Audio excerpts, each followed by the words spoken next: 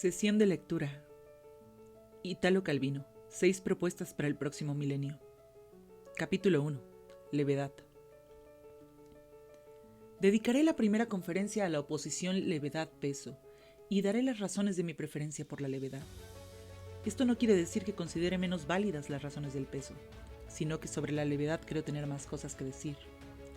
Tras 40 años de escribir ficción, tras haber explorado distintos caminos y hecho experimentos diversos, ha llegado el momento de buscar una definición general para mi trabajo. Propongo esta. Mi labor ha consistido las más de las veces en sustraer peso.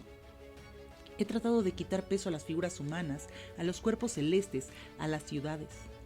He tratado sobre todo de quitar peso a la estructura del relato y al lenguaje. En esta conferencia trataré de explicar, a mí mismo y a ustedes, por qué he llegado a considerar la levedad más como un valor que como un defecto. ¿Cuáles son entre las obras del pasado los ejemplos en los que reconozco mi ideal de levedad? ¿Cómo sitúo ese valor en el presente y cómo lo proyecto en el futuro? Empezaré por el último punto.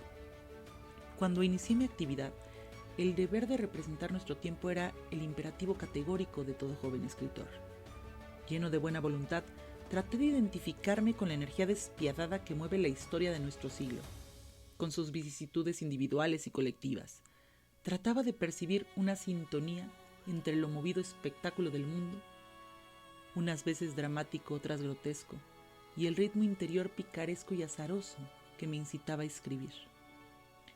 Rápidamente advertí que entre los hechos de la vida que hubieran debido ser mi materia prima y la agilidad nerviosa e incisiva que yo quería dar a mi escritura, había una divergencia que cada vez me costaba más esfuerzo superar. Quizás solo entonces estaba descubriendo la pesadez, la inercia, la opacidad del mundo, características que se adhieren rápidamente a la escritura si no se encuentra la manera de evitarlas. En ciertos momentos me parecía que, mundo se iba volviendo de piedra.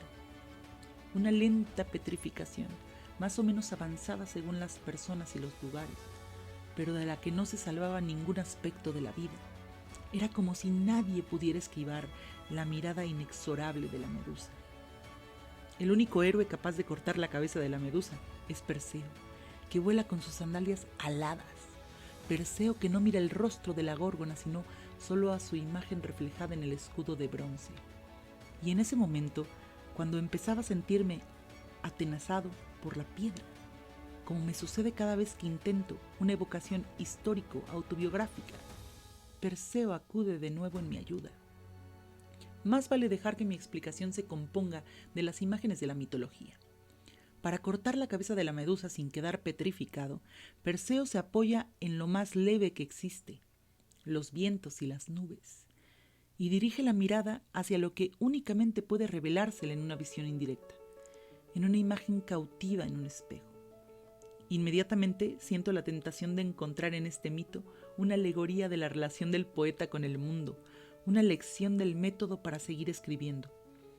Pero sé que toda interpretación empobrece el mío y lo ahoga. Con los mitos no hay que andar con prisa. Es mejor dejar que se depositen en la memoria, detenerse a meditar en cada detalle, razonar sobre lo que nos dicen sin salir de su lenguaje de imágenes. La lección que podremos extraer de un mito reside en la literalidad del relato, no en lo que añadimos nosotros desde fuera. La relación entre Perseo y la górgona es compleja. No termina con la decapitación del monstruo. De la sangre de Medusa nace un caballo alado, Pegaso.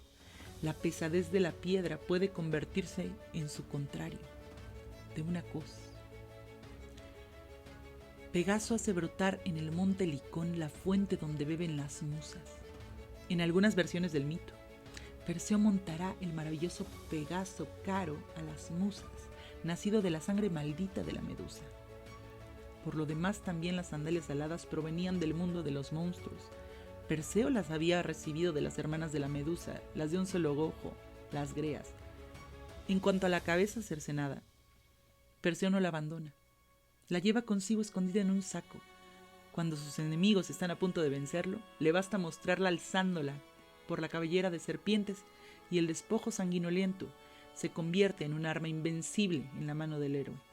un arma que no usa sino en casos extremos y solo contra quien merece el castigo de convertirse en la estatua de sí mismo. Aquí, sin duda, el mito quiere decirme algo que está implícito en las imágenes y que no se puede explicar de otra manera. Perseo consigue dominar ese rostro temible manteniéndolo oculto, así como lo había vencido antes mirándolo en el espejo. La fuerza de Perseo está siempre en un rechazo de la visión directa, pero no en un rechazo de la realidad del mundo de los monstruos en el que le ha tocado vivir, una realidad que lleva consigo y que asume como carga personal. Sobre la relación entre Perseo y la Medusa, podemos aprender algo más leyendo a Ovidio en las Metamorfosis. Perseo gana una nueva batalla, mata con su espada a un monstruo marino, libera a Andrómeda, y decide hacer lo que cualquiera de nosotros haría después de semejante faena: lavarse las manos. En este caso su problema es donde posar la cabeza de la Medusa, y aquí Ovidio explica, en versos 4, 740 a 752, que me parecen extraordinarios, cuánta delicadeza de alma se necesita para ser un Perseo vencedor de monstruos, para que la áspera arena no dañe la cabeza de serpentina cabellera. Antigerumque, caput dura, nella edad arena. Perseo mulle el suelo cubriéndolo con una capa de hojas, extiende encima unas ramitas nacidas bajo el agua y en ellas posa, boca abajo, la cabeza de la Medusa. Me parece que la levedad de la que Perseo es el héroe no podía estar mejor representada que con este gesto de refrescante cortesía hacia ese ser monstruoso y aterrador, aunque también en cierto modo deteriorable, frágil. Pero lo más inesperado es el milagro que sigue. Las ramitas marinas en contacto con la Medusa se transforman en corales y para adornarse con ellos acuden las ninfas que acercan ramitas y algas a la terrible cabeza. Este encuentro de imágenes en el que la sutil grada del coral roza la feroz atrocidad de la górgona también está cargado de sugestiones que no quisiera echarlo a perder intentando comentarios o interpretaciones. Lo que puedo hacer es acercar estos versos de Ovidio, los de un poeta moderno, el Piccolo Testamento, de Eugenio Montale, en el que encontramos igualmente elementos sutilísimos que son como emblemas de su poesía. Traccia madreperlacea di lumaca, osmerildio di vetro calpestato, huella nacarada de caracol o esmeril de vidrio pisoteado, frente a un espantoso monstruo infernal, un Lucifer de alas bituminosas que se abate sobre las capitales de Occidente. Jamás evocó Montale, como en este poema escrito en 1953, una visión tan apocalíptica, pero lo que sus versos ponen en primer plano son las mínimas huellas luminosas que contrapone a la oscura catástrofe. Conservane la cipria nello specchietto, quanto spenta ogni lampada, la sardana si farà infernale. Conserva su polvo en el espejito, cuando apagadas todas las lámparas, la sardana sea infernal. Pero, ¿cómo podemos esperar salvarnos en lo que es más frágil? Este poema de Montale es una profesión de fe en la persistencia de lo que parece más destinado a perecer y en los valores morales depositados en las huellas más tenues. Il tenue valiore strofinato, la giuno nera que lo d'un fiammifero. El tenue fulgor restregado, allá abajo, no era el de un fósforo. Para poder hablar de nuestra época he tenido, pues, que dar un largo rodeo, evocar la frágil Medusa de Ovidio y el bituminoso Lucifer de Montale. Es difícil para un novelista representar su idea de la levedad con ejemplos tomados de la vida contemporánea, si no se convierte en el objeto inalcanzable de una quête sin fin. Es lo que ha hecho con evidencia e inmediatez Milan Kundera. Su novela, La insoportable levedad del ser, es en realidad una amarga constatación de la ineluctable pesadez del vivir. No solo de la condición de opresión desesperada y all-pervading que ha tocado en la suerte a su desventurado país, sino de una condición humana que nos es común, aunque nosotros seamos infinitamente más afortunados. El peso del vivir para Kundera está en toda forma de constricción, la tupida pared de constricciones públicas y privadas que termina por envolver toda existencia con nudos cada vez más apretados. Su novela nos demuestra cómo en la vida todo lo que elegimos y apreciamos por su levedad no tarda en revelar su propio peso insostenible. Quizá Solo la vivacidad y la movilidad de la inteligencia escapan a esta condena, virtudes que distinguen a esa novela que pertenecen a un universo distinto del universo del vivir. En los momentos en que el reino de lo humano me parece condenado a la pesadez, pienso que debería de volar como Perseo a otro espacio. No hablo de fugas al sueño, a lo irracional. Quiero decir que he de cambiar mi enfoque. He de mirar el mundo con otra óptica, otra lógica, otros métodos de conocimiento y de verificación. Las imágenes de levedad que busco no deben dejarse disolver como sueños por la realidad del presente y del futuro. En el universo infinito de la literatura se abren siempre otras vías de explorar, novísimas o muy antiguas, estilos y formas que pueden cambiar nuestra imagen del mundo. Pero si la literatura no basta para asegurarme que no hago sino perseguir sueños, busco en la ciencia alimento para mis visiones, en las que toda pesadez se disuelve. Hoy todas las ramas de la ciencia parecen querer demostrarnos que el mundo se apoya en entidades sutilísimas, como los mensajes del ADN, los impulsos de las neuronas, los quarks, los neutrinos errantes en el espacio desde el comienzo de los tiempos. Además, la informática. Es cierto que el software no podía ejercitar los poderes de su levedad sin la pesadez del hardware, pero el software es el que manda, es el que actúa sobre el mundo exterior y sobre las máquinas que existen solo en función del software. Se desarrollan para elaborar programas cada vez más complejos. La segunda revolución industrial no se presenta como la primera con imágenes aplastantes como laminadoras o coladas de acero, sino como los bits de un flujo de información que corre por circuitos en forma de impulsos electrónicos. Las máquinas de hierro siguen existiendo, pero obedecen a los bits sin peso. ¿Es legítimo extrapolar del discurso de las ciencias una imagen del mundo que corresponda a mis deseos? Si la operación que estoy intentando me atrae, es porque siento que podría retomar un hilo muy antiguo de la historia de la poesía. De Rerum Natura de Lucrecio es la primera gran obra de poesía en la que el conocimiento del mundo se convierte en disolución de la compacidad del mundo, en percepción de lo infinitamente minúsculo, inmóvil y leve. Lucrecio quiere escribir el poema de la materia, pero enseguida nos advierte de que la verdadera realidad de esta materia está hecha de corpúsculos invisibles. El poeta de la concreción física vista en su sustancia permanente, inmutable, pero lo primero que nos dice es que el vacío es tan concreto como los cuerpos sólidos. La mayor preocupación de Lucrecio parece ser la de evitar que el peso de la materia nos aplaste.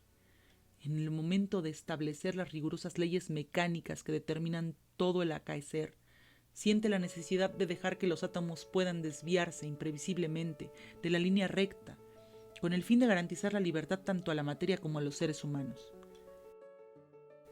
La poesía de lo invisible, la poesía de las infinitas potencialidades imprevisibles, así como la poesía de la nada, nacen de un poeta que no tiene dudas sobre la fisicidad del mundo. Esta pulverización de la realidad se extiende también a los aspectos visibles, y ahí es donde descuella la calidad poética de Lucrecio.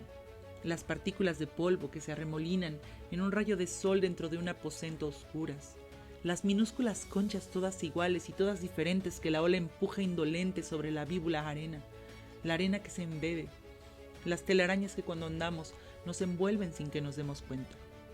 He citado ya las Metamorfosis de Ovid, otro poema enciclopédico, escrito unos 50 años más tarde que el de Lucrecio, que parte no ya de la realidad física, sino de las fábulas mitológicas. También para Ovidio, todo puede transformarse en nuevas formas. También para Ovidio el conocimiento del mundo es disolución de la compacidad del mundo. También para Ovidio hay una paridad esencial entre todo lo que existe, contra toda jerarquía de poderes y valores. Si el mundo de Lucrecio está hecho de átomos inalterables, el de Ovidio está hecho de cualidades, de atributos, de formas que definen la diversidad de cada cosa, cada planta, cada animal, cada persona. Pero esas no son sino tenues envolturas de una sustancia común que, si la agita una profunda pasión, puede transformarse en lo más distinto de cuando hay. Ovidio despliega su incomparable talento cuando sigue la continuidad del paso de una forma a otra, cuando cuenta cómo una mujer advierte que se está transformando en Azufaifo. Los pies se le clavan en la tierra, una corteza tierna sube poco a poco y le ciñe las ingles. Trata de soltar sus cabellos y descubre su mano llena de hojas. o cuando habla de los dedos del aracne, agilísimos cuando cardan e hilan la lana, cuando hacen girar el huso y mueven la aguja de bordar. Y de pronto vemos alargarse en delgadas patas de araña que empiezan a tejer su tela. Tanto en Lucrecio como en Ovidio, la levedad es una manera de ver el mundo fundada en la filosofía y en la ciencia. Las doctrinas de Epicuro para Lucrecio, las doctrinas de Pitágoras para Ovidio. Un Pitágoras que, tal como nos los presenta Ovidio, se parece mucho a Buda.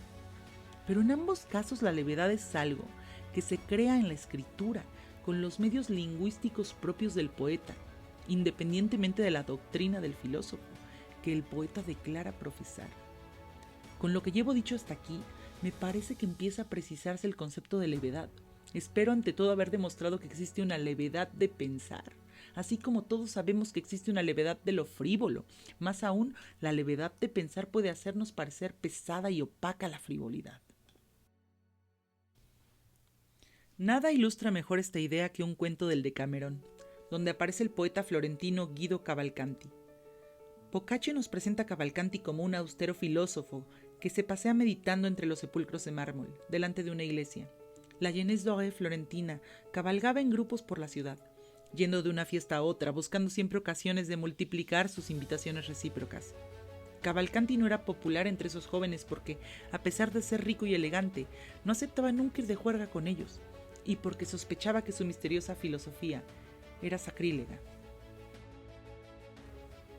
Ahora bien, un día ocurrió que, habiendo salido Guido de Orsan-Michel, avanzaba por el paseo de los Adimari hasta San Juan, que muchas veces era su camino. Alrededor de San Juan había unos grandes sarcófagos de mármol, que hoy están en Santa Reparata, y otros muchos. Mientras él estaba entre las columnas de pórfido que ahí hay, y los sarcófagos y la puerta de San Juan que cerrada estaba, llegó Miserveto con su grupo a caballo por la plaza de Santa Reparata, y al ver a Guido entre las sepulturas dijeron: «Vamos a gastarle una broma». Y espoleando los caballos se le echaron encima, a guisa de festivo asalto. Casi antes de que se diera cuenta, empezaron a decirle: «Guido, te niegas a ser de nuestro grupo, pero cuando hayas averiguado que Dios no existe, ¿qué vas a hacer?». Guido, viéndose rodeado por ellos, prestamente dijo: «Señores, en vuestra casa podéis decirme cuantos plazca». Y poniendo la mano en uno de los sarcófagos, que eran grandes, como agilísimo que era, dio un salto y cayó del otro lado, y librándose de ellos, se marchó.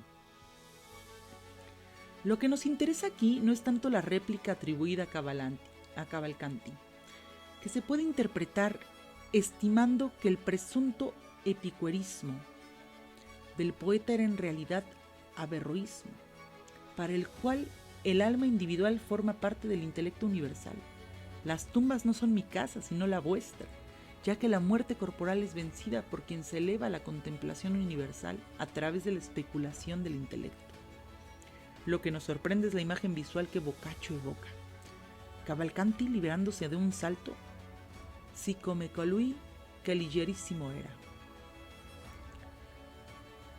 Si quisiera escoger un símbolo propicio para asomarnos al nuevo milenio, optaría por este, el ágil salto repentino del poeta filósofo que se alza sobre la pesadez del mundo, demostrando que su gravedad contiene el secreto de la levedad, mientras que lo que muchos consideran la vitalidad de los tiempos, ruidosa, agresiva, rabiosa y atronadora, pertenece al reino de la muerte, como un cementerio de automóviles herrumbrosos.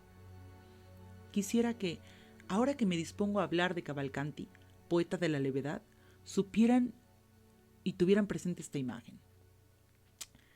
En sus poemas los dramatis personae, más que personajes humanos, son suspiros, rayos luminosos, imágenes ópticas y sobre todo esos impulsos o mensajes inmateriales que él llama espíritus. Un tema nada leve, como los padecimientos del amor, lo que descompone Cavalcanti en entidades impalpables que se desplazan entre alma sensitiva y alma intelectiva, entre corazón y mente, entre ojos y voz. En una palabra, se trata siempre de algo que distingue por tres características. 1. Es levísimo. 2. Está en movimiento. 3. Es un vector de información. En algunos poemas, este mensajero es el texto poético mismo. En el más famoso de todos, el poeta desterrado se dirige a la balada que está escribiendo y dice: «Va tu leggere piana, dritta la donna mía, ve, leve y silenciosa, sin desviarte a mi señora». En otro, los instrumentos de la escritura, plumas y utensilios para afilarlas, son los que toman la palabra. Non c'è le triste pene isbigotite, le seo triste e colentin dolente. Somos las tristes plumas desalentadas, las tijerillas y el cortaplumas doliente. En un soneto la palabra spirito o spiritelo aparece en cada verso. En una evidente autoparodia, Cavalcanti lleva hasta sus últimas consecuencias su predilección por esa palabra clave, concentrando en los 14 versos un complicado relato abstracto en el que intervienen 14 espíritus, cada uno con una función diferente.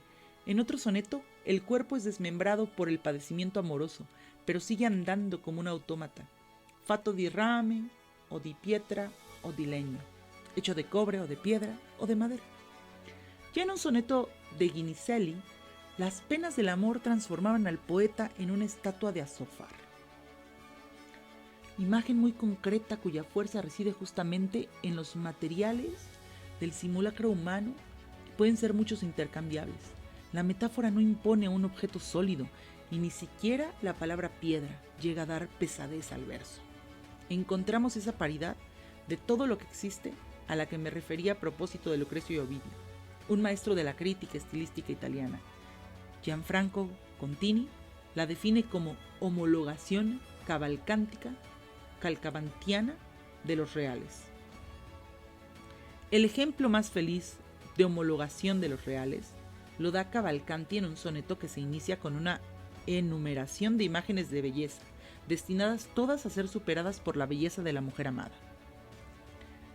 Belleza de dama y de sabio mente, y gentiles caballeros armados, cantar de aves y razonar de amor, hermosas naves que se deslizan por el mar, aire sereno cuando el albor aparece, y blanca nieve que cae sin viento, vega y prado con flores, oro, plata, azul en los ornamentos.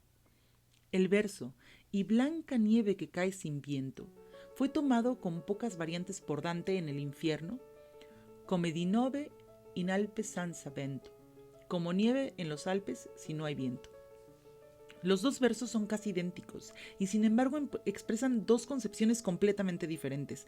En ambos la nieve sin viento evoca un movimiento leve y silencioso, pero aquí termina la semejanza y empieza la diferencia. En Dante, el verso está dominado por la especificación del lugar, en los Alpes, que evoca un escenario montañoso. En cambio, en Cavalcanti, el adjetivo blanca, que podría parecer pleonástico, unido al verbo bajar, también totalmente previsible, borran el paisaje en una atmósfera de suspendida abstracción. Pero la primera palabra es sobre todo la que determina el significado diferente de los dos versos. En Cavalcanti la conjunción y pone a la nieve en el mismo muestrario de las bellezas del mundo. En Dante el adverbio como encierra toda la esencia en el marco de una metáfora, pero dentro de este marco la metáfora tiene una realidad concreta, así como tiene una realidad no menos concreta y dramática el paisaje del infierno bajo la lluvia del fuego, para ilustrar el cual introduce el símil de la nieve. En Cavalcanti todo se mueve tan rápidamente que no podemos percibir su consistencia, sino tan solo sus efectos. En Dante todo adquiere consistencia y estabilidad. Establece con precisión el peso de las cosas. Hasta cuando habla de cosas leves, Dante parece querer dar el peso exacto de esa levedad, como nieve en los Alpes si no hay viento. Así como, en otro verso muy similar, la pesadez de un cuerpo que se hunde en el agua y desaparece está como retenida y amortiguada. Come per acqua cupa cosa grave, como en agua profunda cosa grave. Al llegar ahí debemos recordar que la idea de que el mundo está constituido por átomos sin peso nos sorprende porque tenemos experiencia del peso de las cosas, así como no podríamos admirar la levedad del lenguaje si no supiéramos admirar también el lenguaje dotado de peso. Podernos decir que dos vocaciones opuestas se disputan el campo de la literatura a través de los siglos. Una tiende a hacer el lenguaje un elemento sin peso que flota sobre las cosas como una nube, o mejor, como un polvillo sutil, o mejor aún, como un campo de impulsos magnéticos. La otra tiende a comunicar el lenguaje del peso, el espesor, lo concreto de las cosas, de los cuerpos, de las sensaciones. En los orígenes de la literatura italiana y europea, Cavalcanti y Dante son quienes abren estas dos vías. La oposición es válida, naturalmente, en líneas generales, pero exigiría innumerables especificaciones, dada la enorme riqueza de recursos de Dante y su extraordinaria versatilidad. No es casual que el soneto de Dante, inspirado en la levedad más feliz, Guido, y vorrei que tú, el Apo et io, Guido, quisiera que tú, el Apo y yo, esté dedicado a Cavalcanti. En La vida nueva, Dante trata la misma materia de su maestro y amigo, y hay palabras, motivos y conceptos que se encuentran en ambos poetas. Cuando Dante quiere expresar la levedad, también en la Divina Comedia, nadie sabe hacerlo mejor que él, pero su genialidad se manifiesta en el sentido opuesto, en la manera de extraer de la lengua todas las posibilidades sonoras, emocionales, de evocación de sensaciones, en la manera de capturar el verso, el mundo en toda la variedad de sus niveles y de sus formas y atributos, de transmitir el sentido de que el mundo está organizado según un sistema, un orden, una jerarquía en la que todo encuentra su lugar. Forzando un poco la contraposición, se podría decir que Dante da solidez corpórea incluso a la especulación intelectual más abstracta, mientras que Cavalcanti disuelve lo concreto de la experiencia tangible en versos de ritmo medio, silabeado, como si el pensamiento fuera separado de la oscuridad en rápidas descargas eléctricas. El haberme detenido en Cavalcanti me ha servido para aclarar, al menos para mí mismo, lo que entiendo por levedad. La levedad para mí se asocia con la precisión y la determinación, no con la vaguedad y el abandonarse al azar.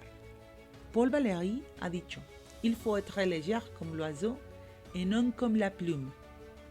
Me ha servido de Cavalcanti para ejemplificar la levedad en, por lo menos, 3 acepciones diferentes. 1. Un aligeramiento del lenguaje mediante el cual los significados son canalizados por un tejido verbal como sin peso, hasta adquirir la misma consistencia enrarecida.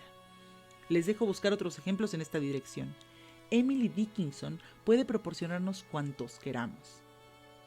A sepal, petal, and a thorn, upon a common summer's morn.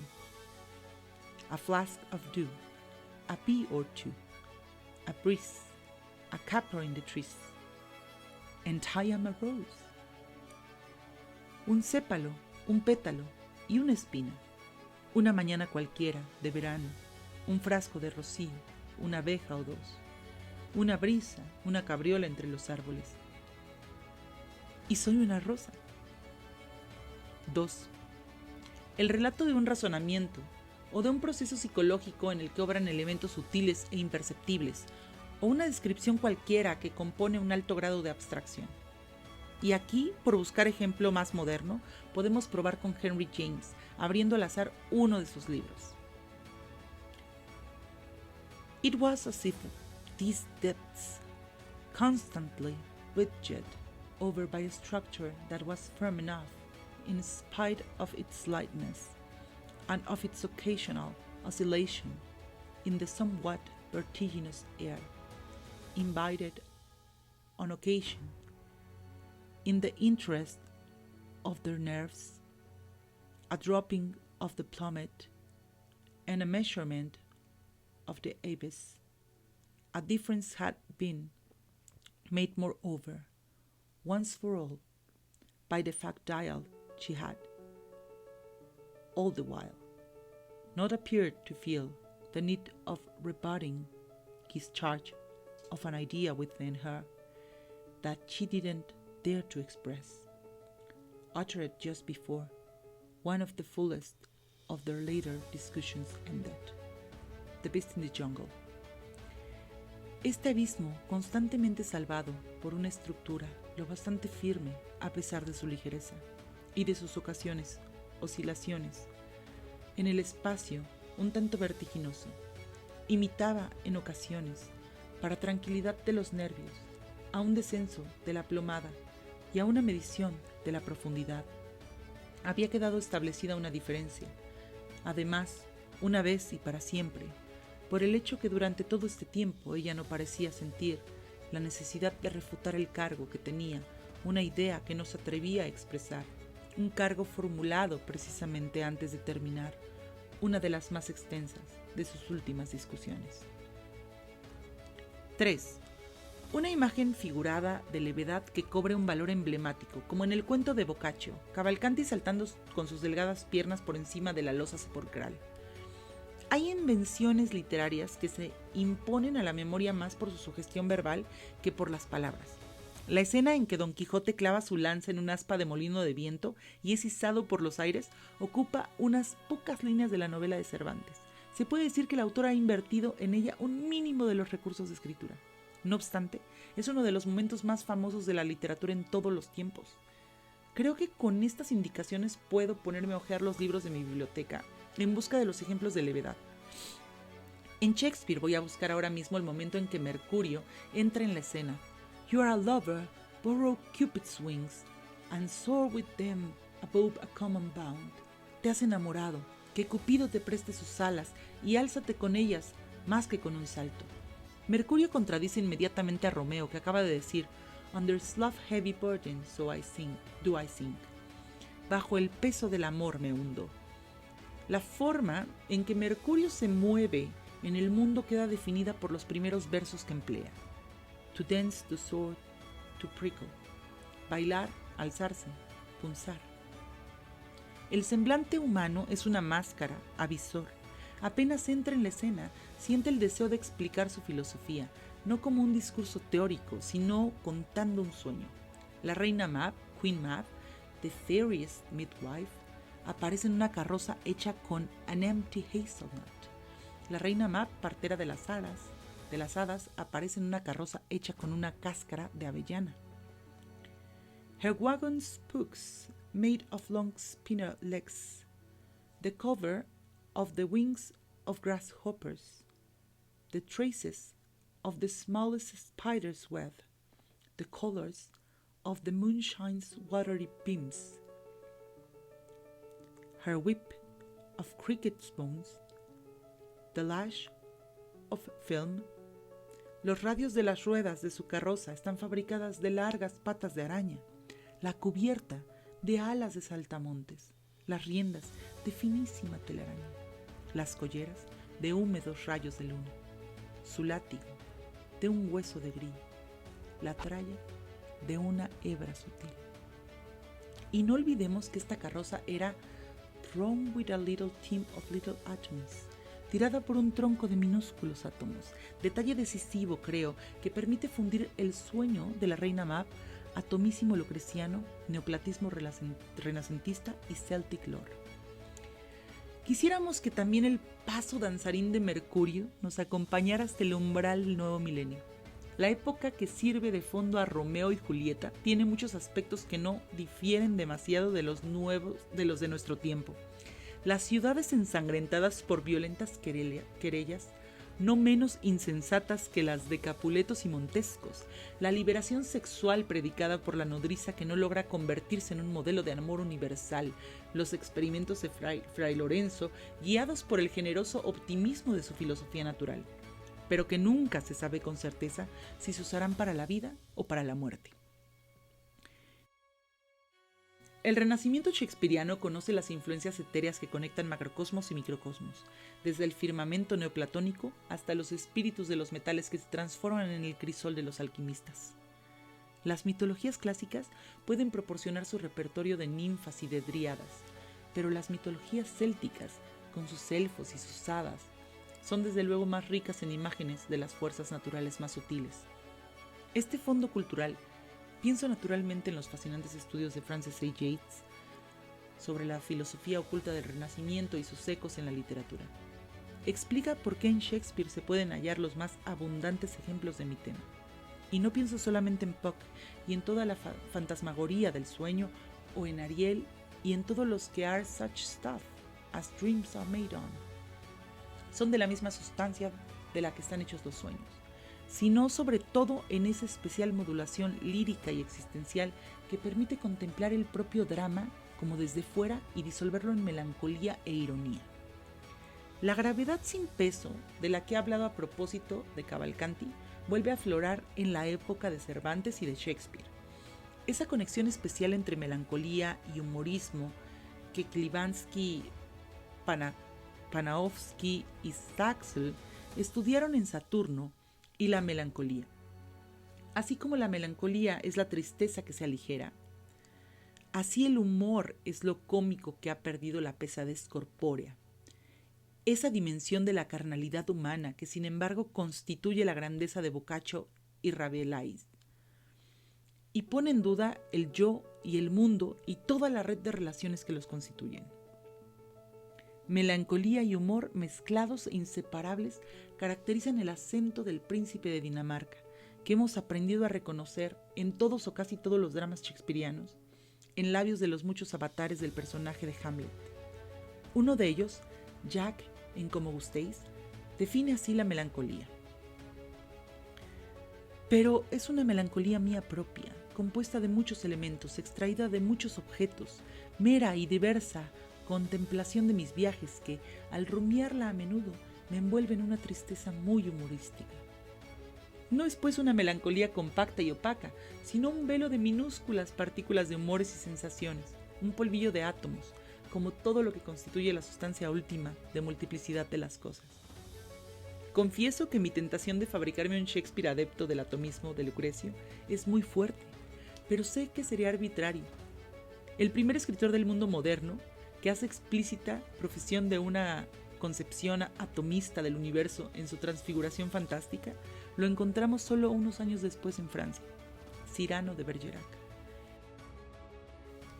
Extraordinario escritor Cyrano que merecería ser más recordado, y no solo como primero y auténtico precursor de la ciencia ficción, sino por sus cualidades intelectuales y poéticas.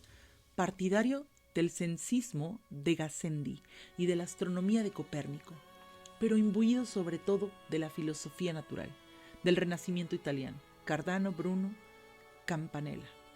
Cyrano es el primer poeta de atomismo en las literaturas modernas, en páginas cuya ironía no disimula una verdadera conmoción cósmica.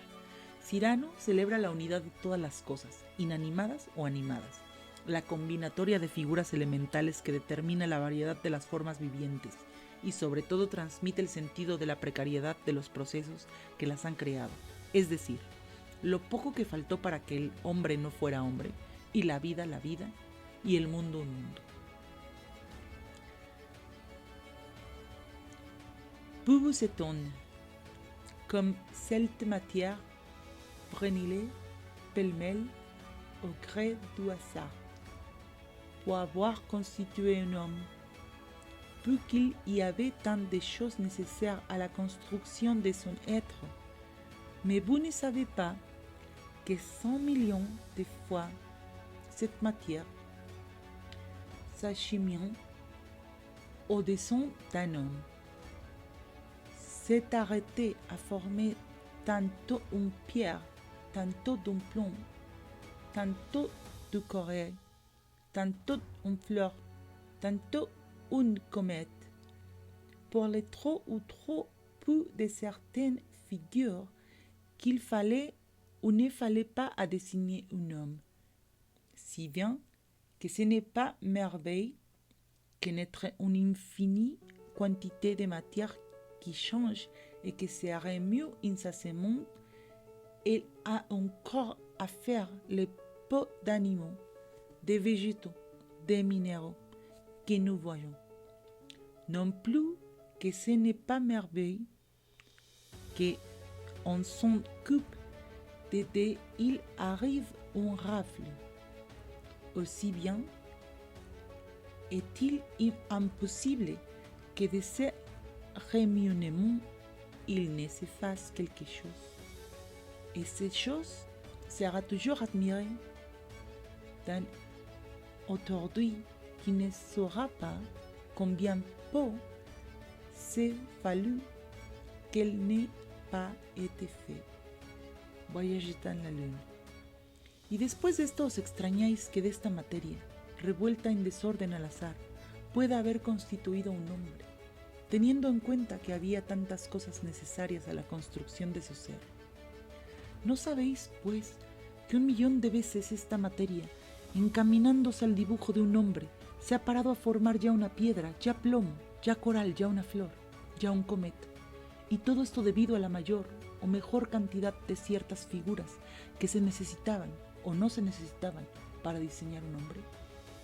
No es, pues, una maravilla que entre la infinidad de materias que cambian y que se renuevan incesantemente hayan encontrado el medio de hacer los pocos animales, vegetales y minerales que vemos, como tampoco es ninguna maravilla que en 100 jugadas de dados haya una en la que salen los 3 con el mismo número.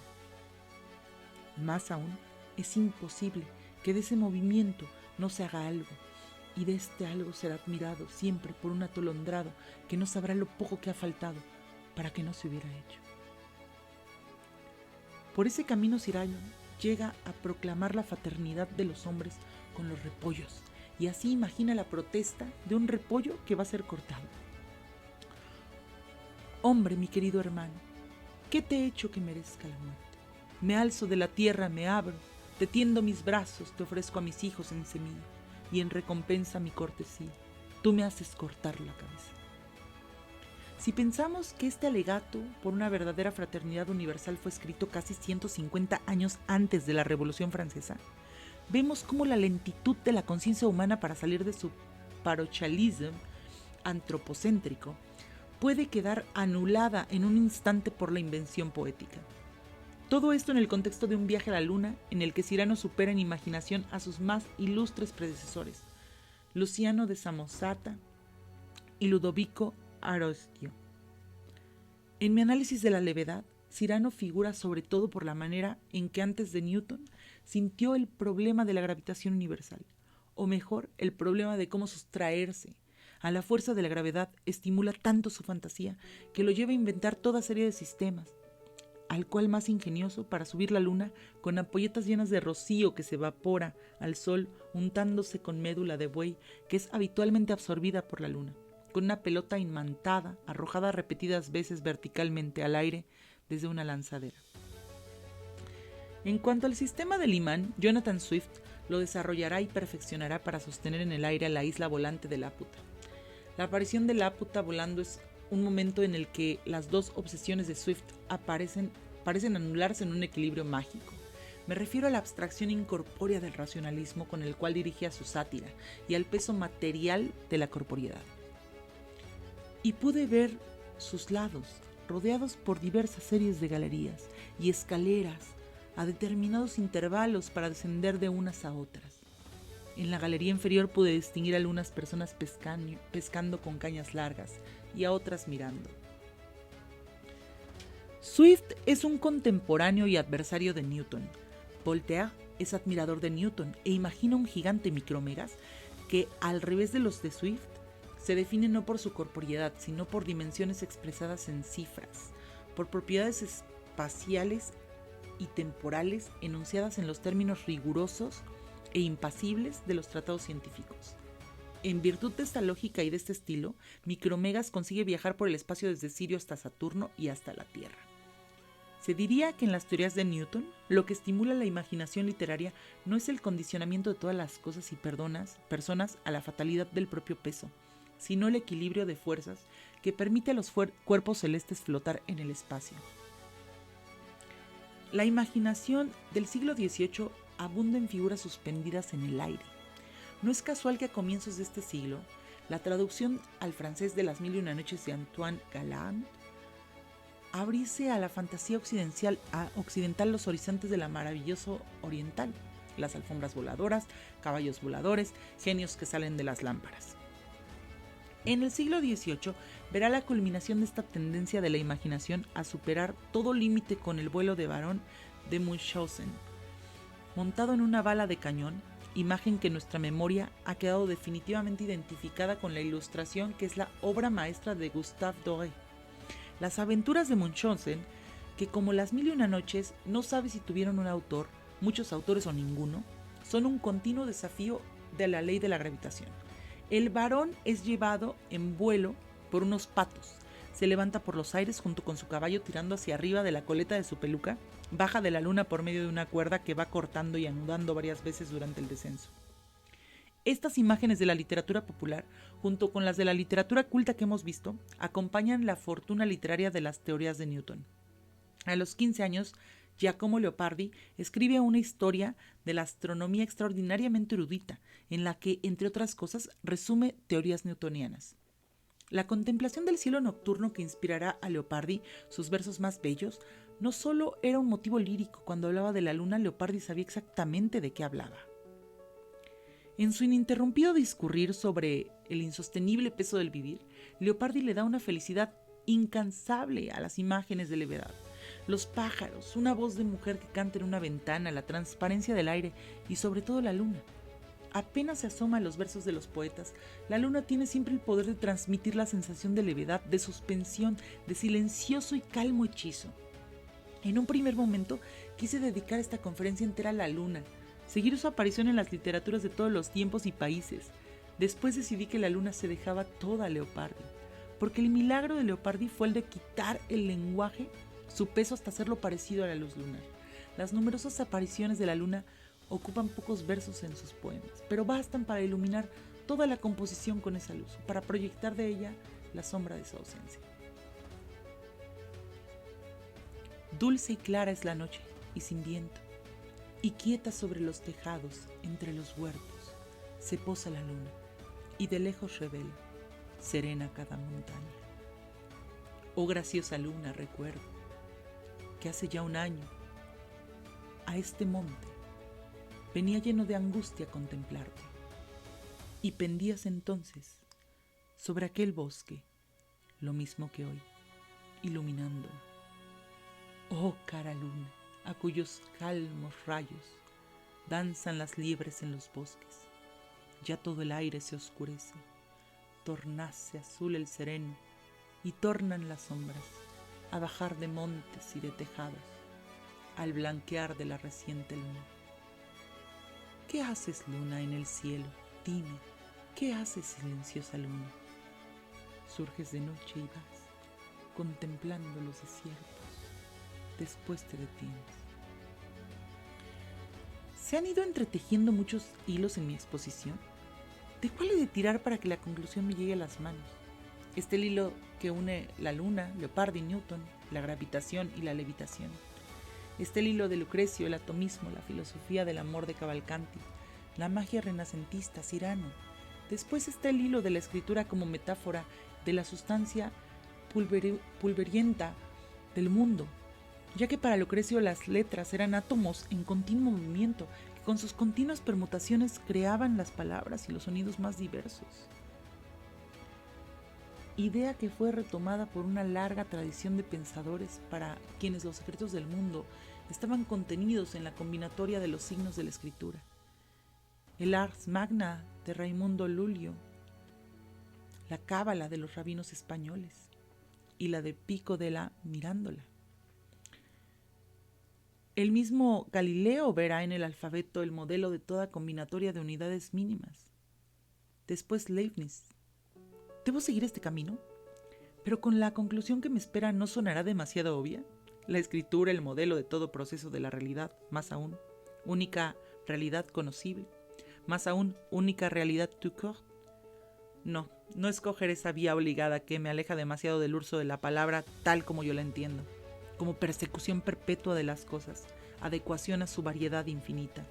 Queda todavía un hilo, el que comencé a desovillar al principio. La literatura como función existencial, la búsqueda de la levedad como una reacción al peso del vivir. Quizá también a Lucrecio, también a Ovidio los impulsaba esa necesidad. Lucrecio que buscaba o creía buscar la impasibilidad epicúrea. Ovidio que buscaba o creía buscar la resurrección en otras vidas según Pitágoras. Acostumbrado a considerar la literatura como una búsqueda de conocimiento para moverme en el terreno existencial, necesito considerarlo extensivo a la antropología, a la etnología, a la mitología, a la precariedad de la existencia de la tribu, sequías, enfermedades, influjos malignos. El chamán respondía anulando el peso de su cuerpo, transportándose en vuelo a otro mundo, a otro nivel de percepción donde podía encontrar las fuerzas para modificar la realidad. En los siglos y civilizaciones más cercanas a nosotros, En las aldeas donde la mujer soportaba el peso mayor de una vida de constricciones, las brujas volaban de noche, en el palo de la escoba o en vehículos más livianos como espigas o briznas de paja. Antes de ser codificadas por los inquisidores, estas visiones formaban parte de lo imaginario popular o, digamos, también de lo vivido. Creo que este nexo entre levitación deseada y privación padecida es una constante antropológica. Este dispositivo antropológico es lo que la literatura perpetúa. Primero, la literatura oral. En los cuentos populares, el vuelo a otro mundo es una situación que se repite muy a menudo. Entre las funciones catalogadas por Propp en la morfología del cuento, ese es uno de los modos de traslado del héroe, así definido.